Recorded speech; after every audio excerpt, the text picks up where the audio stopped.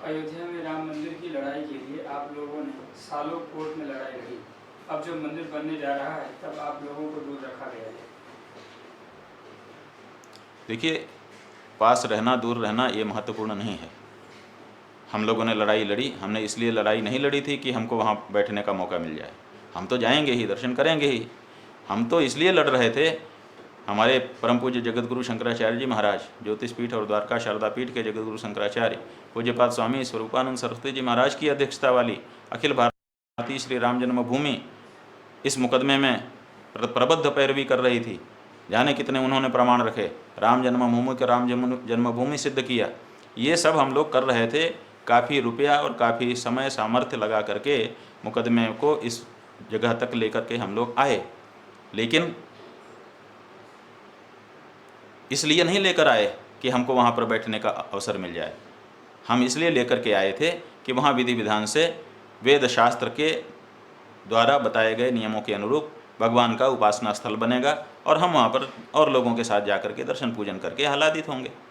लेकिन दुख इस बात का नहीं है कि हम उसमें वहाँ पर करता धरता नहीं है। करता धरता कोई हो, कोई बात नहीं है। हिंदू समाज पूरा हिंदू समाज है। लेकिन वहाँ पर जो राजनीति, धर्म नीति को हटा करके राजनीति की जा रही है और वहाँ जो चीज़ बनाई जा रही है वो संघ प्रमुख के अनुसार स्मारक बनाया जा रहा है। तो मंदिर बनाने की जगह स्मारक बनाने की बात, राम को भगवान मानने की जगह से महापुरुष मानने की बात और मुसलमान के हाथ से नींव में मिट्टी रखवाने की बात, ये सब ऐसी बातें हैं जो दिल को बहुत दुखा रही हैं। जय श्री राम, जय भारत। मेरे भाइयों, आज बात करेंगे सनातन धर्म की गुरु परंपरा और नेताओं के दलालों की। कैसे हमारे धर्म से प्यार करने वाले गुरुओं ने नेताओं की और दलालों की आलोचना सहते हुए भी हमेशा हमारे धर्म के लिए कार्य करते रहे। उनको दलालों की वोट नहीं चाहिए थी, ना उनको सत्ता चाहिए थी, ना पैसा चाहिए था, फिर भी वो क्यों धर्म के लिए लड़ते रहे। कांग्रेस के राज में भगवान श्री राम के मंदिर के लिए लड़ते रहे, माँ गंगा जमुना के लिए लड़ते रहे। वहीं सपा सरकार में लाठियां तक खाई भगवान गणेश के लिए, और वहीं बीजेपी के राज में जब वो काशी के लिए लड़े, काशी के मंदिरों के लिए लड़े, आज के टाइम में लड़ना मुश्किल था क्योंकि अंध विरोधी दस्तों की या ये कह लो दलालों की संख्या काफ़ी बढ़ चुकी थी देश में। फिर भी वो लड़े हमारे मंदिरों के लिए। क्यों? उन्हें किसी सत्ता का लालच नहीं था। मेरे भी मन में प्रश्न उठा कि ये लोग इतनी गालियां खाकर क्यों धर्म के लिए लड़ रहे हैं, क्यों सनातन के लिए लड़ रहे हैं। और मैंने चीज़ें समझी तो भैया एक ही निष्कर्ष पता चला कि हमारे धर्मगुरु केवल और केवल सनातन और सनातनियों का भला चाहते हैं, हमारे मंदिर और हमारे भगवानों का भला चाहते हैं, बाकी और भी कोई नहीं। लेकिन नेताओं के दलाल, जिनको केवल वोट से मतलब है, ना धर्म से कोई मतलब, वो आके इन्हीं धर्मगुरुओं पर उंगलियां उठाते हैं, गालियां देते हैं। अबे गधो, पूरे विश्व में अगर सनातन धर्म के संत कहीं पर जाते हैं ना तो उनका बड़े आदर भाव से सम्मान किया जाता है। लेकिन दलालों, तुम्हारा क्या करें, तुम खुद को सनातनी बोलते हो और सनातन धर्म के ही धर्मगुरुओं को गालियां देते हो। दूसरा मेरे भाई, जिस व्यक्ति को नहीं पता ना, स्वामी अविमुक्तेश्वरानंद सरस्वती जी ने क्या क्या किया है हिंदुओं के लिए, तुम कहते हो राम मंदिर तुमने बनवाया। मुझे हंसी आती है तुम पे। मेरे भाइयों सुनो, जब पहले हाई कोर्ट में भगवान श्री राम का केस था, उसकी 90 दिन की टोटल सुनवाई में 25 दिन स्वामी जी ने खुद खड़े होकर हिंदुओं का और भगवान श्री राम का पक्ष रखा और 250 से अधिक वहां पर प्रमाण यानी कि कोर्ट को दिए। तुम कहते हो तुमने राम मंदिर बनवाया। दूसरा मेरे भाई, सुप्रीम कोर्ट में जब केस गया तो सुप्रीम कोर्ट की 40 दिन की सुनवाई में से 9 दिन हिंदू और भगवान श्री राम का पक्ष स्वामी अविमुक्तेश्वरानंद सरस्वती जी ने रखा। तुम कहते हो तुमने मंदिर बनवाया। अरे जाहिलो, तुम तो कोर्ट में ये तक सिद्ध नहीं कर पाए थे कि भगवान श्री राम का स्थान कहाँ पर है। वो सिद्ध किया, वो साबित किया स्वामी अविमुक्तेश्वरानंद सरस्वती जी ने। और तुम कहते हो तुमने मंदिर बनवाया। मैं सीना ठोक के कहता हूँ, भगवान श्री राम को उनका स्थान या मंदिर मिला है तो स्वामी अविमुक्तेश्वरानंद सरस्वती जी की वजह से मिला है। क्यों?